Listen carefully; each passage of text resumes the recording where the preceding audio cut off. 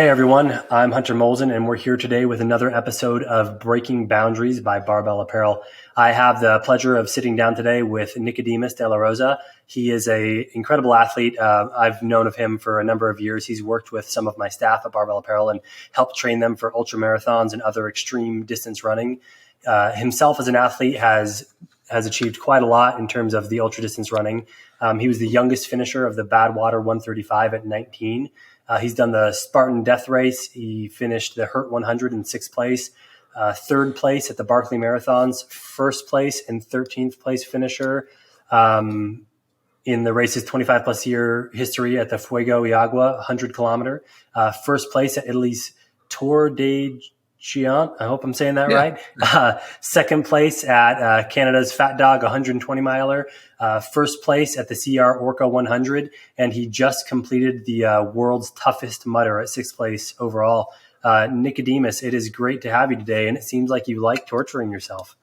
Oh yeah. No, it's a fun time to get out there and do these really difficult races and everything like that. It's a good place to practice with what you got in the mind and everything like that. It's always fun puzzles to solve. Yeah. One, I think, a lot of people probably perceive those extreme distance or those extreme endurance feats of athleticism as like a high degree of mental fortitude, but there's a lot of physicality that goes into it as well. Yeah, absolutely. Yeah. I mean, I'm able to do these things because of the 70 to 90 mile weeks that, my wife coaches me, that she has me putting out and everything, and the years and years of aerobic, training that I've aggregated, certainly are what allow me the pedestal that I stand on to be able to do and launch into these events and stuff. Definitely. It's not all entirely mental, but the mentality is a big component. Yeah, it's like I engage in a lot of outdoor activities and things that sometimes demand extremely long days. And I don't have nearly the cardiovascular endurance foundation that someone like you does. And it's like I'm fairly mentally tough because I've spent a long time doing these things, but I'll definitely, there's certain distances that are way, way less than you're doing where I'll just hit like a physical wall and basically like I'm dragging myself, back to my car at that point. And so it's like you could be as mentally tough as you want to be, but if you don't have the rest of the athletic foundation, the mental toughness isn't enough on its own. Yeah. No, I hear you on that for sure. Yeah. I've had a lot of athletes that are come from hunting backgrounds often or something like that who will be used to kind of those big days and stuff like that. And then it's just something else to translate to be able to do a 50K eventually, or to be able to run a full 31 miles to actually be able to, there's definitely a jump between, being on your feet for all day and doing a 20, 30 mile backpacking trip and then actually running that distance in a 4 to 5 hour period, and developing that capacity to be able to, just consistently clock 8 to 9 minute miles. It takes a while. It takes a while for people to be able to gain that ability to be able to run 8 to 9 minute miles for long periods of time. Yeah, definitely. And I guess something I'd love to talk about is first, I'd love to give the listeners a little bit of a background on your athletic development as a child, how you got into kind of like this medium of extreme distance sports, extreme endurance sports, and then also kind of your opinion on what comes together to make a competitive or a successful athlete in these types of fields. Because I guess like my perception would be that and maybe you'll correct me, maybe I'm wrong, but my perception would be that like no one that's having success or longevity in these kind of extreme distance runs just like wakes up one day and like athletes might find like, hey, I'm really good at football or I'm really good at lifting or something like that. But no one just wakes up and is good at running 100 miles. It's something that really has to be fostered. Yeah. It's definitely something that's developed over time. And I'll describe kind of my journey of how I found the 100 miler. And that was essentially, in terms of my early childhood experience with sport and everything like that, it was, your typical peewee baseball, peewee football kind of thing, while my parents were together and everything like that. And then they got divorced around the age of 11, and I went to go live with my mom. And my mom, as a mechanism for sort of getting over the divorce, getting through her emotions and everything like that, decided to sign up for and go run a marathon. She'd done a little bit of track and stuff like that in high school and had been pretty good at that. Had wanted to dabble around with it in college, but got pregnant with me instead. And so decided to go do a marathon, shortly after my parents' divorce. And in doing that, I really got to see this like transformation in her post marathon that was just this glee and this like, oh, I can take on the world, kind of like just so powerful. She looked so powerful and everything like that. And I really, kind of lost and not certain of what had happened to my family and everything like that. We were in California now versus the support site in Italy in the military. And, living in California, I needed something to grasp onto, something to be able to do that was like some sort of form or identity. And it looked, from watching my mom do that marathon, like this is the thing that I need to go grasp onto and do. I was 13 at the time when I watched her do that. And I applied to the marathon and I asked, hey, can I come join the marathon? And then got rejected my first time because I was too young, and then applied again when I was 15.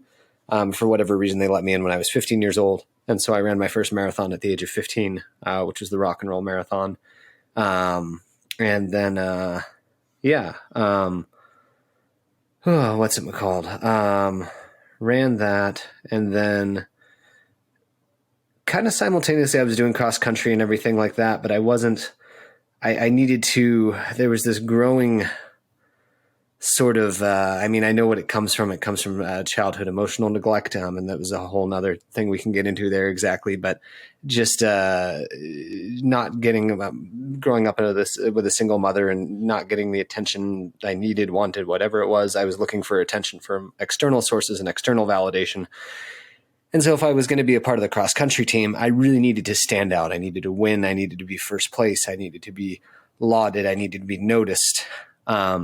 And I was an average cross country runner. I didn't stand out. And so that sort of pushed me to continue pursuing, continue exploring these further distances, continue exploring, maybe, if I can't win the 5K or whatever it is, or, I can't beat my friends at the 5K, maybe I can go do this marathon thing. And then I'd heard my senior year of high school, my friends were bantering back and forth about the Badwater ultra marathon, or the senior kids were, and they were like, oh yeah, this is a crazy race out in Death Valley. It's like 135 miles and you go run it in 130 degree weather. It sounds absolutely nuts. And I was like, something kind of clicked in the back of my head that was like, okay, I may never be able to beat you in a 5K, but I bet you I probably have enough grit to like go do that 135 miles. That doesn't sound that bad. I just have to run for forever.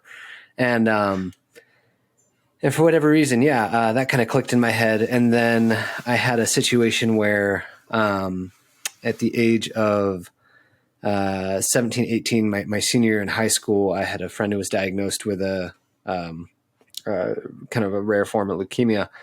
And the project that I decided to do for him was where I'd run 3,000 miles over the course of 10 months for the 10 months that school was. And I'd try to fundraise X amount of money for him while running a bunch. And as sort of a media stunt, I decided I'd run 100 miles around a high school track. And that was my first 100 miler, was doing, that 100 miles around the high school track. Again, if you're kind of following the chain of psychology here, this is an event. This is something I can do that makes me stand out above my peers, that really says, hey, notice me, externally validate me.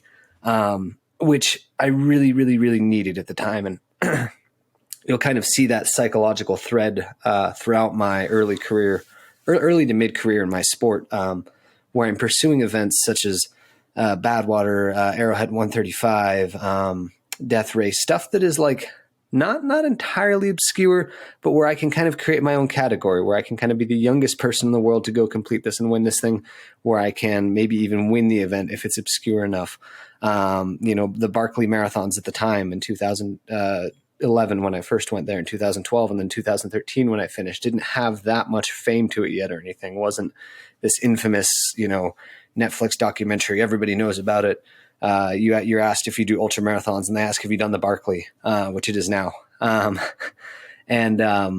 so I kind of found my niche per se in these like world's most difficult events. And at the time, especially throughout my early to mid career, 135 miles, by the time, especially that I was 20 and the second time that I'd done Badwater, the pain of pursuing 135 miles across the desert in giant blisters and 135 degree heat and miles and endless miles of pavement and stuff like that was nowhere near as bad as the potential pain or the potential fear of a lack of self-worth or a lack of self-identity that I would have felt had I failed that event, or had I not been able to accomplish Badwater and I would have failed and lost my self-worth. That would have been far more painful. And essentially at that point in my early to mid-career, I had attached my entire identity and my entire self-worth to completing these. So there's an earful, probably tangential to the original question there, but at least dipping into some of the question. No, I think that's an amazing amount of background. And I mean, I'm sure we'll dive more into the psychological component, also the physical component as we progress the conversation. But I think thematically that there are some kind of like through lines with other extreme endurance athletes. I mean, athletes of all type, but it seems like the extreme endurance athletes specifically many of them tend to have kind of like this inner turmoil where the physical pursuit is like an outward reflection of like inner workings. You know what I mean? Yeah. Yeah. And I think like kind of going back to what the point I was formulating as we began the conversation is that it's like, you know, a lot of athletics, usually a young person they'll be exposed to a certain sport and figure out like, oh, hey, I have a knack for this. You know, and they kind of like, it's a self-reinforcing thing. It's like, well, I'm good at it, so I'll keep doing it. I'm doing it so I get better at it. And it kind of like self-perpetuates. And then you have an NFL player or something like that. Obviously a dramatic oversimplification, but it's like with the endurance sports, it's not that, right? Like no one wakes up and they're like, I'm really good at running 100 miles. It's kind of like you said, where it's like, there's something different going on to where you know that you can outsuffer somebody, or you can, like you said, achieve this notoriety and prove something. Like for you, maybe it was getting that external validation. For other people, doing this kind of like Ironmans or other, you know, Ironman's kind of like on the lower end of the spectrum compared to the rest of these events. But they're doing these things to prove something to themselves, and it's more kind of like that. Hey, I'm going to prove something here, as opposed to like, hey, I'm just good at this, so I'm going to keep pursuing it. Yeah. It's interesting. I kind of call it, you know, you look at like these, some of these races and it's like, you know, they get titles like world's most difficult, death race, you know, Badwater, they have these gnarly titles or whatever. And, you know, I really perceive it in some ways, you know, the hard thing. I've got this book sitting here in front of me by, this is Steve Magnus wrote this one, Do Hard Things. And the hard thing back when I was, you know, in cross country in high school would have been to stay in cross country in high school, would have been to do track and field. The path of least resistance, strangely, was going and running 100-miler, was going and running Badwater. That was the path of least resistance. That was the least competitive, most high reward area that I could have gone to. The most competitive, least rewarding, least ego granting thing I could have done would have been to stay mediocre or stay like pretty good, but not great in track and field or something like that, which I kind of regret having never done. So yeah, it's interesting. Yeah. Well, I mean, I'm sure part of that is truth. And part of that is that like, as much as your motivations for running those extreme distances may have been, you know, muddled in a bunch of other factors, a lot of people, even if I guess the way I would say is like a lot of people, even if they wanted to do it, they would have progressed down that path, and many people would realize that they didn't want it that bad and they would have stopped. You know what I mean? So the fact that you saw like, okay, I can go do these things and still followed through and actually did them. It's still like, you know, maybe you perceive it as like, oh, this was the path of least resistance. And maybe that's unique to your own like mental fortitude or genetic makeup or whatever. But I think I'm pretty self-deprecating. Yeah. But there's probably plenty of people who would have said like, you know what, I want this notoriety. I'm going to go run the Badwater. And they would have gotten like halfway to training it and been like, I can't do this. Like, nah, I'm just going to make some cool social media posts instead. So, yeah. Yeah, for sure. Yeah. Like I can guarantee you, as cool as it seems, like I am never going to run that far. It's just not going to happen. Yeah. Gotcha.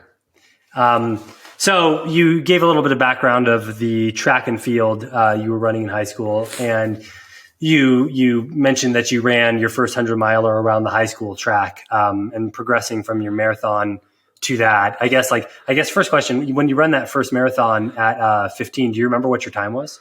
Yeah, of course. I was right in front of a guy dressed up in a banana suit, and I was 3 hours and 29 minutes. So I beat the banana. I beat the banana. That's But, yeah. that's a really strong outing for your first marathon. Oh, thank you. Yeah. It was a good. I was pretty happy with it. Yeah, for sure. And so, I mean, in some respects, for sure, you feel like you're genetically predisposed or gifted to run. Yeah, I have a pretty decent, like I would say, definitely above average in terms of my marathon endurance ability, my genetic sort of makeup in my body. I want to say I've got pretty thick bones. My mom's able to, she recently fell off a horse, and bless her soul or whatever, didn't hurt anything she messed up her back a bit. She was out for a little bit for that, but because of our thick bones, I've never had shin splints. I've never had, really bad injuries or anything like that. So sort of that thicker bone density, really has allowed me to aggregate a lot of miles, which is one thing I have going for me. Yeah, for sure. And I mean, I suppose in the nature of this sport, it's like your ability to accrue volume is probably predictive of success. Like if your body can't hold up to training, you're not going to be able to get enough training done to really be successful at these events. Yeah, absolutely. And that was a big area that originally when I first got into coaching about 6 years ago, an area that I turned to was gait and movement analysis and looking at like form and mechanics and stuff like that. I just come off of now that I've just said I didn't get injuries. I had a bad knee injury at the time, and studied movement mechanics and stuff and running form and running efficiency, which Kyle and Josh know a little bit from the work I've done with them. And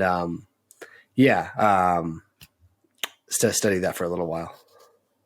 That's cool. And so you ran that first marathon, and then how long was it from running that marathon to running the 100-miler at high school? We're looking so I ran that marathon as a freshman in high school, and then ran the 100-miler as a senior in high school. So about 4 years between the two. Did you do anything specifically to prep for that 100-miler, or did you just kind of go for it? Yeah, at that point, I was already running about 3,000 miles over the span of 10 months. And so to run 3,000 miles in 10 months, you've got to average around 70 to 75 miles per week. And so I was already running a ton. I was already running, a half marathon every morning. And so by the time that marathon or 100-miler came around, I was like, okay, kind of just doing it all at once versus over the span of a week. But I mean, it still, laid me out. It was still ridiculously difficult. It was still, at mile like 80 wanting to fall asleep and just collapse and everything like that. The first time trying to go all the way through the night like that and everything. And then I remember just, mile, it's kind of like, when you got to pee or whatever it is, and you're like 5 miles away from your house and you don't have to pee that bad, but the closer you get, the more you have to pee.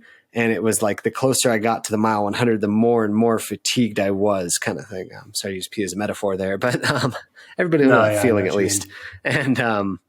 And the closer I got, the more fatigued I was and everything like that, until that last like quarter mile. I remember I had my friends like sort of just post me up as I sort of limped my last like quarter mile into the 100th mile there for my first time. And that was really special. Yeah, it was a neat time.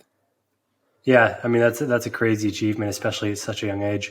I mean, at any age really. But I guess like now in retrospect that you've done a ton of these things, how is running that event on a track as opposed to like an open course? I don't know. You think it's interesting. Going back to sort of psychology with Viktor Frankl, he talks about in Man's Search for Meaning. He talks a lot about you can get through anything if something has a purpose. If you can prescribe a deep enough why, you'll figure out your how. And in that sense, I was fundraising for a friend at the time.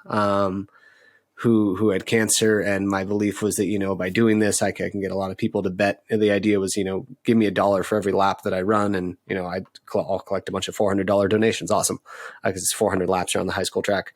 And, what's it called? And so it was like, I had a deeper purpose. I had a deeper meaning for doing it. If I tried to just go run 100 miles around a high school track currently for no reason, I would burn out. I'd get really bored. It would be extremely boring. But if there was a deeper purpose or a deeper reason that I was doing it, I could probably do it. But versus an open course, what do I just blatantly between the two of those, which one do I prefer more? Yeah, a point-to-point 100-miler that goes through gorgeous mountains or something like that, or a loop 100-miler that goes through gorgeous mountains in some sort of like fall weather would be the preferred. Yeah. Not through the desolation of Death Valley while it's 100+ degrees or whatever. That's got its own beauty though too. I don't know. Yeah. Now, Death Valley does have its own beauty, but being in Las Vegas, I'm nearby. I've been there many time. It just gets brutally hot. And the heat, like the heat you see on the weather readout, doesn't like beguile the nature of the heat, because there's also nothing to like absorb it or vent it off. It's just like scorched earth. So it just like hits the ground and bounces right back up. Oh, it's brutal. Yeah. No, I remember that because they're mean, because the thermometer that the weather reports give you is always taken in the shade, if I remember. And so like, and the actual sun, which doesn't count as temperature, I guess it's always like 140 or 145 in the actual sun. Yeah. And it's like, oh yeah, it'll suck the life right out of you. Yeah, for sure. And then like, if people live in a more, vegetative climate, you don't realize that like all of the trees and shrubbery or grass or whatever, they sink the heat. And so it's not like it's bouncing right off, but the ground there in Death Valley, it just absorbs it like a pizza stone in an oven. You know what I mean? Right. The ground itself is radiating that heat right back up to you. Yeah. So it's like, because it's mostly just I can't imagine. Yeah. Yeah. But no, I thought actually the point you were making about the purpose behind the 100-mile that you ran in high school, was really interesting. I wouldn't have necessarily thought about it that way unless you pointed it out, but I'm sure that having that kind of like greater purpose or greater meaning or drive, especially for something as mentally grueling as that, is a, fantastic motivator or reason to keep you going, kind of like when you're at mile 80 and really suffering, as opposed to just doing it for the, self-gratification or achievement aspect of it. I suppose as your career progressed in running these events, how did that play into it? Like, did you feel like you still had purpose as you got deeper and deeper into these extreme distance runs, or did that kind of start to wane? It definitely waxed and waned, for sure. And you'll see that like in my performance and everything like that, whether or not I was able to find purpose or whether I defined, I would often make the mistakes such as I made at so there's this race called the Hurt 100, the Hawaiian ultra running team, Hurt, the Hurt 100 miler over in Hawaii. And it's a pretty brutal course out on Oahu with about 25,000 feet of climbing that just goes up and down the mountains in the center of the island there. And tons and tons of like more routes than any other course in the world pretty much. And so you're just kind of climbing up and down tree routes for, 100 miles. And the first time that I went there, man, I didn't go there I went there I had a sort of curiosity of sort of, ooh, what's this race about? What's this all going to be about? This is exciting. And I didn't go there I want to say 2013 was my first time there. As a result of that, I had this sort of curiosity and everything like that. And well, how well can I do at this event? I've done these other ones and stuff like that. How well can I do at the Hurt 100? And I finished third place there, and one of the faster times ish on the course, and was second behind a guy who set the course record third place behind a guy who set the course record and another really good runner. And then I went back there the next year, really with a narrow margin of purpose. And this is where I've been screwed in the past, and why I try to like talk about this with a lot of the athletes that I coach about high risk, high reward, sort of environments like this, or high risk, high reward purposes and high risk, high reward wise. And what I'm getting at there is essentially I went back with like, okay, I want the course record and I want to win. Those are the two things that I want out of this. And then it was apparent within the first, 30 miles of the race that, okay, course record might not be happening. I might be able to win this thing, but a course record isn't happening based on the pace that I'm moving. I'm feeling like crud right now. I'm starting to slow down. I was on course record pace. Now I'm slowing down. There's no way I'm going to be able to do this. And so then that I very quickly slipped outside of that narrow margin of success and then completely lost all motivation. I still finished the 100-miler, but I essentially mentally quit at mile like 30 and just dragged myself another 70 miles because I was too ashamed at that time in my life to handle what's called a DNF, or a did not finish. And so I, dragged my butt to the hard thing there would have been to take a DNF. But I finished the 100-miler instead. So yeah. that's certainly been a time that I've had a narrow margin of purpose. And that reminds me of one other time where I did a race out in the United Kingdom called Dragon's Back, where same thing, that was a sort of 330 kilometer 5-day stage race where a narrow margin of success that I set up for myself was I'd like to win this thing, or I'd like to place top 3. And it was apparent again after the first 2 or 3 days of racing that I was outside of the top 3, that unless something of a miracle happened or some of the top guys dropped, that I was not going to make it in the top 3, and just sort of lost I remember calling my wife at the end of the 5th day, finally, after the race had finished, and I ended up in 6th place. And I remember calling her crying on the phone of just like, why did I do this? Why was I out here? Why did I travel all the way to the UK? Why did I just run, 250? I had no reason to be here at all. And just really, really kind of lost. Dialectically, though, there's been other races that I've had, like Tour de Géants, where I've had just such a sense of full purpose in being and all of that. So yeah, it's definitely waxed and waned throughout my career. No, there's a lot to unpack there, which I'm excited to talk about. I think that there's a lot of interesting, mental maturity that you've obviously accumulated over this. And part of me wonders if obviously you're studying this. And so that's probably part of it. And part of me wonders too, if it's all those long hours kind of by yourself, just suffering with nothing but your thoughts, that helps kind of elucidate some of these things. But the first thing I'll touch on is that you mentioned for the Hurt 100 that you had 25,000 feet of elevation gain. Yeah, that's one of the bigger races in terms of elevation gain. Tour de Géants, to put that in context, has about 80,000 to 100,000 feet of elevation gain over 205 miles. Barkley Marathons has between 55 to 60,000 feet of elevation gain. I think if you hike Mount Charleston from the steepest way up, it's about 4,000 feet of elevation gain, maybe. So yeah, it's a lot of Mount Charlestons, but. So yeah, 20 of them if you're doing the Tour de Géants. Yep. And that's absolutely crazy, because it's the listeners probably, I'm sure, don't care about hearing it, but it's I do a lot of rock climbing and things for my sport hobby, whatever now. So it involves a lot of hiking up, lots of elevation gain, and usually with a decent amount of weight on your back. So that adds a component. But it's if I have a day where I climb 8,000 feet in elevation, I'm buried. You know what I mean? That's a big day. That's a huge day. Yeah. But I can't imagine doing 80,000 feet of elevation gain or even 25,000 feet. That's crazy. Really impressive. And that's just an aside, but I think the more interesting component of the stuff you just told us was that you kind of it's almost like you're setting yourself up for failure as an athlete by defining your kind of terms of acceptable success into such a narrow margin. Am I hearing that accurately? Oh, absolutely. Which is 100% why I 100% probably did not invent this. This is probably backed in some sort of research somewhere.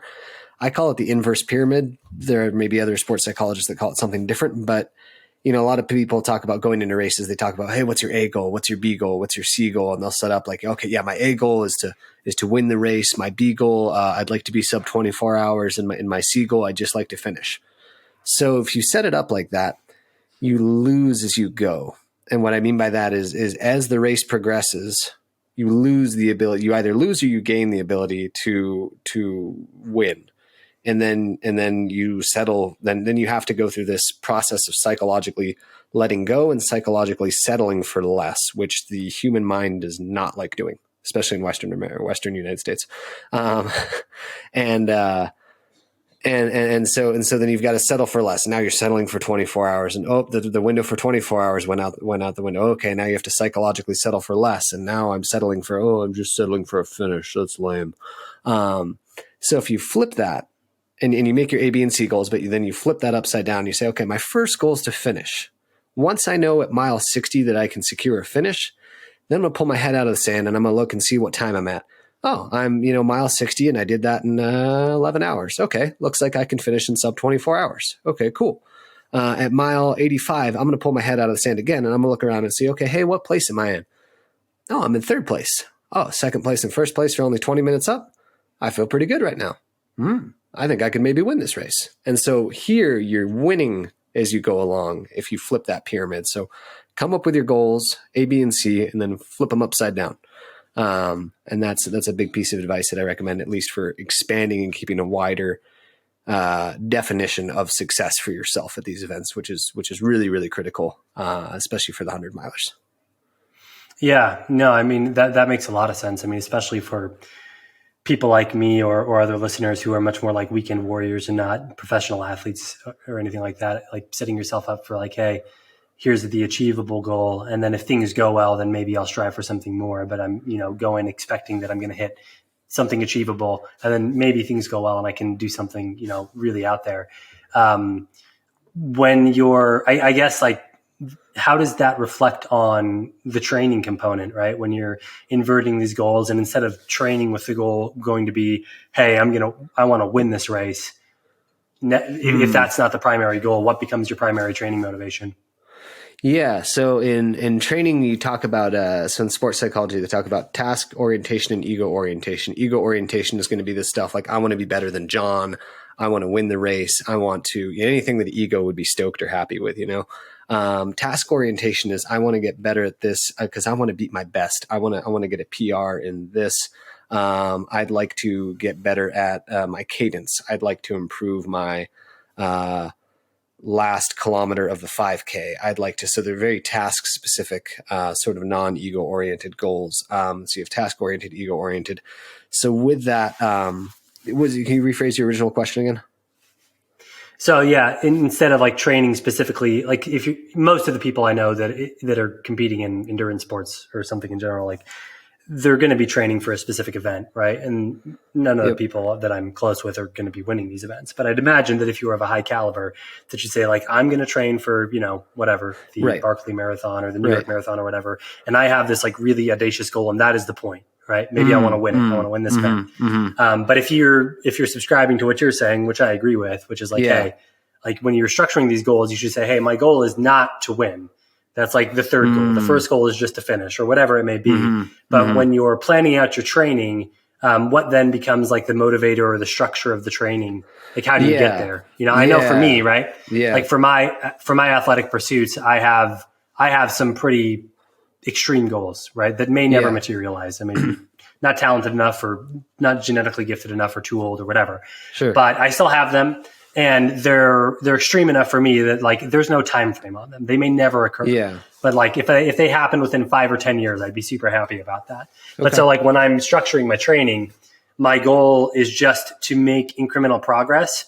And it's like I've come to a place where it's like I can't really put benchmarks on the progress I'm going to achieve. It's kind of like, hey, here's my winter training block and I'm going to stick to it. And like whatever progress I achieve, I'm going to have to be happy with that because there's no way to force it.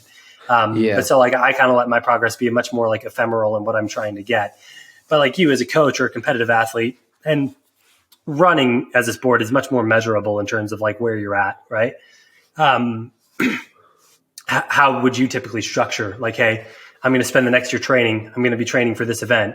But if the goal isn't to win, what are you measuring or striving for along the way to set yourself up for success? Yeah. It's really interesting from a psychological sense in terms of that inverse pyramid. And like say we flip that pyramid upside down, but then just finishing doesn't resonate with the person enough to actually hit a 6-month block of training.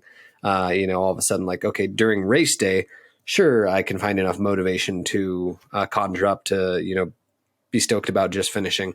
But 6 months out, let's say 9 months out, often even 12 months out, a person who I'm training is going to come to me, and idealistically, a client comes to me at least 12 months out or something like that and says, hey, I want to do a 100-miler. Sometimes they come even 2 months out and they're like, hey, I want to train for a 100-miler. And I'm like, so they come to me 12 months out.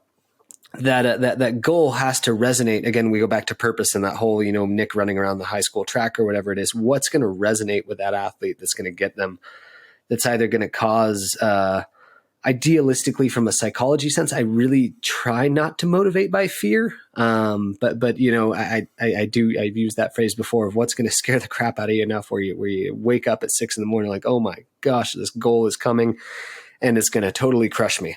Is it scary enough where it wakes them up? Is it, or is it so, and there's a specific blend of that too, where like, if it's too audacious, if it's too kind of like you were saying in a 5 to 10 year goal range, if it's too extreme that, I want to finish the Barkley Marathons, is that too far out of their reality where it doesn't even scare them because it's so far beyond their current reality that like, well, that's never going to happen. So I'm not even thinking about that. And so you want it like realistically scary enough. So sort of a perfect blend of that. And then, in terms of so let's say this individual wants to, comes to me and, hey, I really do want to win this. I'd really like to win this 50K, 5 months out from now. I would still train them to win that 50K. I would, as we go along, that would be the objective goal. I would really focus and align us with a lot of process goals, a lot of what do we have in our control, the essential, how you distill a process versus objective goal is just, what can we control, what is in our control, what is out of our control, basically the distilled version of the Serenity Prayer, essentially. And in our control, is mile times, your psychological well-being during this run, your pace, when you choose to slow down, that kind of a thing. And so we're really going to focus on a lot of those process goals and everything like that as we work towards the 50K. It's interesting. I think I'm tapping into the answer to your question there. It's a good question. No, I think you've largely answered it. And I think that component of setting a goal, I like that idea of setting a goal that's like realistically scary enough, right? Because if you took a guy like me who's got very light background in running and said, hey, I want to run a 100-miler, to me, it's like, yeah, right. Like that's so far away. It's not even realistic. Yeah. But if you said, hey, my goal is to run a marathon in 3 months, and not just, I could probably finish a marathon now, but to run like a reasonable marathon in 3 months, that's like, I know I could do it, but it's scary enough to where I'd be like, I really am going to have to buckle down and make this happen. Yeah. So I like that. That's exactly the feeling that you want to get, is that like, ooh, yeah, I could do that. I don't want to do that, but ooh, yeah. That's kind of the like, sound and also, yeah, for sure. And also kind of like the fallback being that if you know that it's possible, and so that if you're failing, it's on you because you didn't do enough, as opposed to picking something where it's like, well, if I fail, it's just because it was never practical, Right. Oh, this goal is just too ridiculous or whatever. Yeah. You take a sense of, there's a sense of agency and a sense of, and less of a sense of helplessness of just like, oh, the goal is just too ridiculous. Oh, Barkley's just too hard. But choose something you can actually do. And all of a sudden the responsibility is on you. Yeah. Yeah, for sure. So I guess when you're working with your athletes too, and you're setting up kind of like these inverse pyramid goals, and it comes to like race day, right? Like you mentioned your experience running the Hurt, and you knew 30 miles in that it wasn't going to go the way you wanted to. How do you prepare athletes to deal with that, or to deal with going after kind of like secondary or tertiary goals? So that's where like I borrow deeply from, I would hope that we've gone through it before, in either a pre-race phone call or something like that. And, I borrow heavily from, cognitive behavioral therapy there. There's a specific skill they use called reframing, cognitive reframing, which is just essentially that it's that component that helps you reframe and focus on a secondary or tertiary goal. But the hardest piece of that is accepting, what is it? The acronym goes accept. Yeah, that's what it is. It's accept, let it go, do your best. There's no acronym to that. I guess it would be ALB. But, anyways, accept that this has happened. I've come along and I'm going to finish beyond 24 hours. The 24 hours just clicked by. Okay. So I'm not at the finish line. 24 hours is gone. Accept that that's happened. Let it go. Okay. So what were my expectations? What were my thoughts? What were my everything that was going to be? Grieve that, let it go, let out a scream, let out a yell, let out a grunt, let out a noise from above the waist, and let that go. And then do your best. That's where the reframing part comes in. That's where like now we're aiming for the tertiary goal there of, okay, that happened. Shrug my shoulders, let it go, and do my best with what I have left. Can I do my best with what I have left? And that's really where my strongest athletes, I had some, just at the Haveling 100, about three weeks ago now, who continually were able to use that skill again and again, with reframing as expectations sort of shifted and sorted their way out, as they do. And 100 milers the longer you get in these distances, 50Ks, 50 milers, 100 milers, 200 milers, the longer you get, the more variables there are. And so there's sort of like a piece of art where you can generally say like, I'm going to paint some trees by a lake, but like, I'm not an artist, but, for some, it sort of, takes shape as you begin painting, and others, know exactly what it's going to look like. But very seldom could I tell you as a coach, or an athlete, exactly. I've one athlete who I coach who does 200 milers, who does them exactly as he says he's going to do them. And they almost work out exactly to plan, but he's a freak.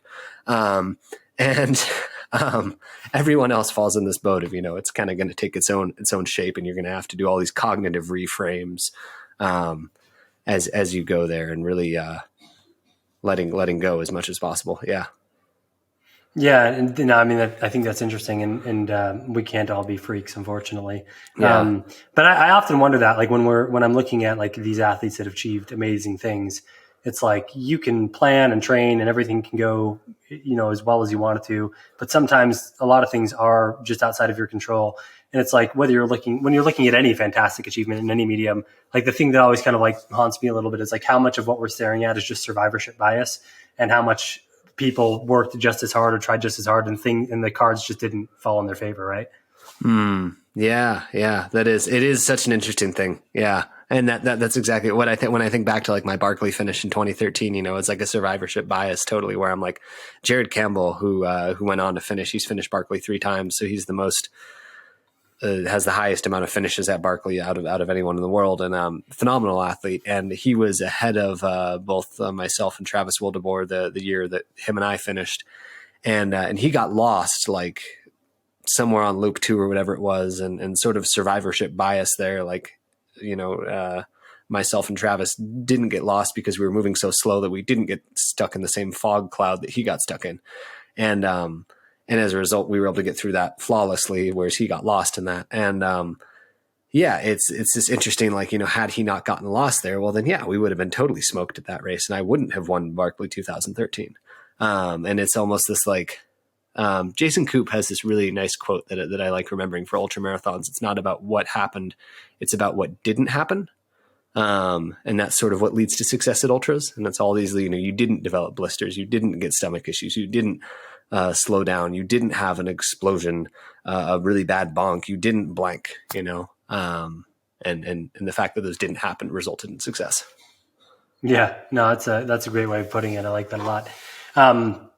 And I mean, briefly, while we were prepping for the interview, you mentioned that you've had some plenty of stuff that you've had to overcome, including heart surgery. Why don't you tell us a little bit about that? Yeah. So that was sort of my foray into both my mental health journey and my my physiological well-being journey. So I had when I finished Barkley in 2013, I finished and not very intelligently 3 days later did a trail marathon, and after that I was completely smoked and totally dead. Had just ran Barkley and had just ran this trail marathon and was having a hard time breathing and was like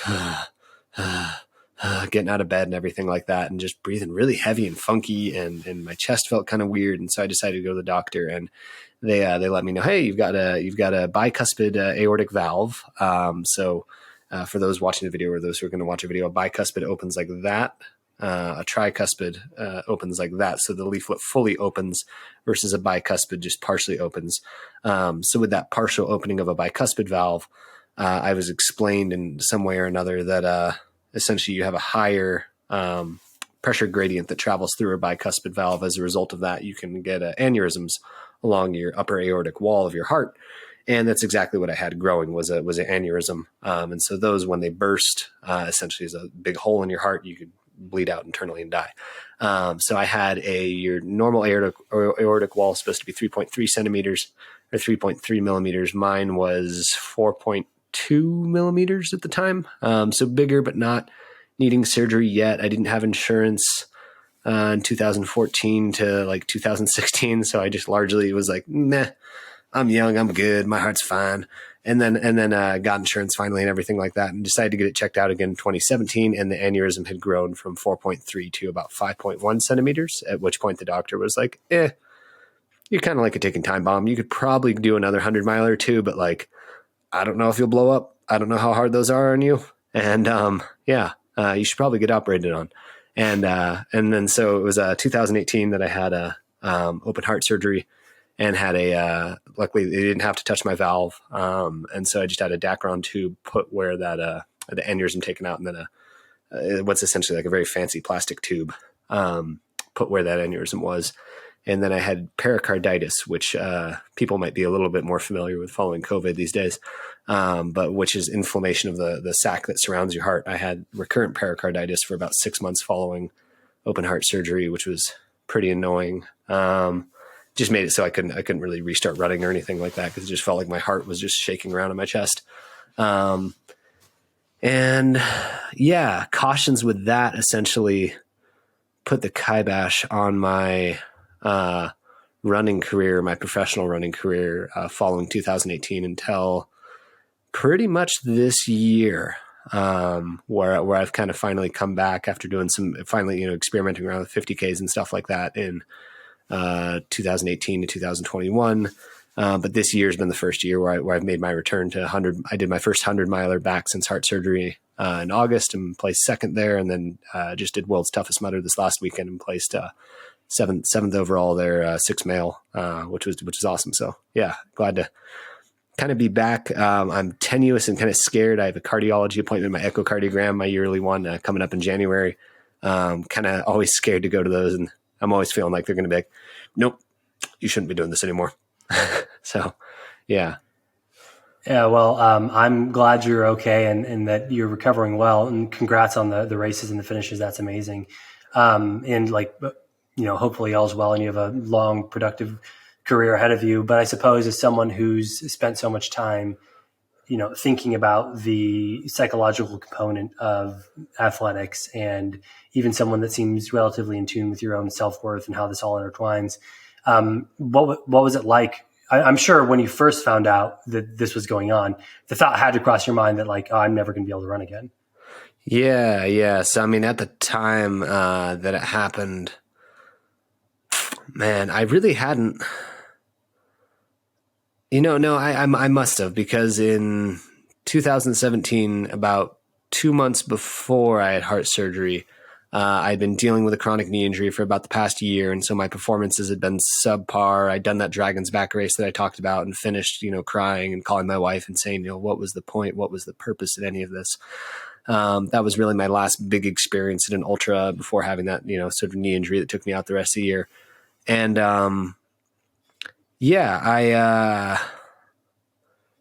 to keep it long story short or whatever in this, I was diagnosed in 2018, shortly after heart surgery. About 3 months after heart surgery, I went and I got psychological testing done. So professional psychological testing done up in Washington, and came back with results that indicated, I had a little bit of complex post-traumatic stress disorder. I had a little bit of borderline personality disorder. I had a little bit of ADHD and a little bit of OCD. So a little nice mix of some fun acronyms there. And, with that, unfortunately, I'd really tied a lot of my self-worth and my self-identity to running and Nick. I wasn't Nick the coach. I wasn't Nick the husband. I wasn't Nick anything else but Nick the runner. And that's who I was essentially. And now that was gone, and I couldn't revalidate that. I couldn't reinstate that through running and accomplishing things and winning 100 miler. I wasn't Nick the guy who just does 100 miler. No, I was Nick the guy who does the world's most difficult races. And I couldn't be that. And that was devastating for me. And so then I really struggled to find worth. My wife and I at the time, would have arguments, and small arguments about like dumb, your normal dumb couples bickering thing or something like that or whatever it was. But it would lead me to such a devastating feeling of shame and worthlessness, because I no longer had that backbone of, well, I'm Nick the ultra runner who does 100 milers. I don't care that I didn't get the right tea for you. And it would be like, wow, I'm such a worthless, terrible husband that I didn't get you the right tea. I don't deserve to live. And it would literally get that bad where the thoughts where I'd question my life and all that. And went down that avenue for quite a while. Yeah. I mean, it's a hard thing to deal with. And I mean, it's like really valuable for everyone listening or for people that can have exposure to kind of like the pitfalls and those perspectives in retrospect, but I'm sure it was quite difficult to go through at the time. I mean, I've had plenty of things in my life where I was very accomplishment driven and, sometimes things worked out and I accomplished things and then realized those accomplishments were quite hollow on the backside of it, or sometimes it didn't work out and that had its own issues interplaying there.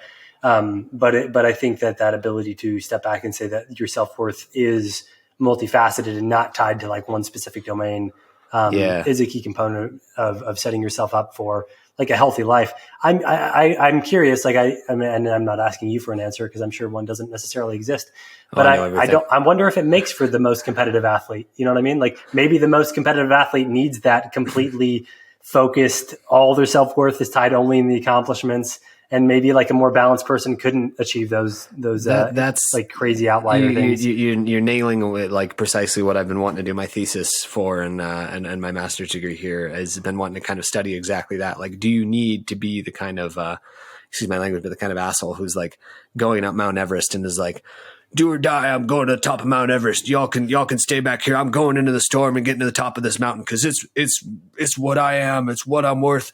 My worth is at the top of that mountain. I'm going into the storm. And does it take that to be the top of the best of the best? Or does it, can you be this, even keeled, self-compassionate, self-loving athlete? And that's really this athlete who's on top of Mount Everest and says, hey, there's a storm blowing up here. We'll try it next year. Sorry, this didn't work, guys. Can that athlete be the best? And really my mission and my goal at going back to World's Toughest Mudder, where I had my best performance that I've ever had at that race this past weekend. I was self-compassionate. I was kind. I was easy and loving with myself. I was all of the things that I never was to myself back in 2014, 2015, 2016, when I did this race with a huge ego and a huge amount of expectation and a very much exactly like, you win this race, Nick, come on, you win this thing or whatever it is. And narrow goal, narrow thing. You beat all these other people. You deserve to win this. And it was just like, no, I love you, Nick. You're doing so great. You're doing so well. You're so strong right now. You're looking so good. Just keep strong. And all these little like things that you would think like, okay, well, if you tell yourself that, dude, that guy's not tough. But I was tough. That's really kind of my mission as I kind of get back into ultra running and everything like that. It is exactly looking at that question, Hunter, is just like, can I do the things that I used to do, but be a hell of a lot kinder and more compassionate and loving with myself? That's awesome. And I'm excited to see what you find out in your studies. Cause it's like anecdotally, you do see a lot of the people that do achieve the great things tend to have, deep, character flaws or issues. And they kind of, people kind of brush them to the side because of the amazing things you're doing. But right. It does seem like, oftentimes that's what happens. And like, talking back about the survivorship bias, component of it, it's like, I do wonder if like, obviously along the way, it's like, you notice the people that are, to rephrase what you said, that are assholes, but achieve these great things. You're like, well, you know what I mean? Maybe that's how it works out, but you don't see all the assholes that didn't achieve it. And now they're just assholes. Right. So, I do wonder if like, it'll be fascinating to see like kind of where that balance point is. And if you're able to, find examples of athletes performing at, like you said, the top of the top, the best of the best, that have that balance and didn't have to kind of like sacrifice everything to achieve those goals. That'll be a fascinating thing. And I mean, you're doing it right now, obviously, having some of the best performances of your life in a much more balanced state. So that's awesome to see. Yeah. Now I can think of, my wife is one of the main people that comes to mind in terms of individuals who've achieved this, who can be at the top of the sport. And she's absolutely at the top of the sport right now in terms of ultra running and sky running and everything like that. She's killing it. And, has that, I've tested her in a confidence inventory. I've tested her in several, sports psychology tests and stuff like that. And her self-talk is flawless. It's beautiful. It's wonderful. Her confidence is through the roof, and everything like that. And, she's kind of an enigma to me. just one of those people who absolutely just, I'm losing my train of thought exactly, but can just, go out there and crush it and everything like that. So yeah. No, that's awesome. And who knows, maybe you'll be pioneering a new like psychological model for champions, right? Oh, I'd love to. Here, you can take the title now. No copyright. By Nickademus. You don't have to be an asshole to be a winner. There we go. All right. I like it. No, I think that's awesome, man. Well, Nickademus, it has been great chatting with you today. Congrats on the comeback from the heart surgery. I'm super excited to see what you do with both your psychology studies and your athletic achievements as time goes on. If our listeners want to follow along with the things you're doing, your athletic achievements or your coaching or your psychology stuff, where should they find you? Yep. So we are lightfootcoaching.org. That's Lightfoot, like Gordon Lightfoot, the singer, lightfootcoaching.org. And then we're at Lightfoot Coaching on Instagram. And then I'm at Ultrademus, Ultra ULTRADEMUS on Instagram as well. So yeah, follow me on any of those channels. Awesome. Well, thank you again for the time today. I'm sure everyone will hopefully learn a lot. I know I have. And we'll keep tabs on you and hopefully have you back soon. Thank you so much for having me on.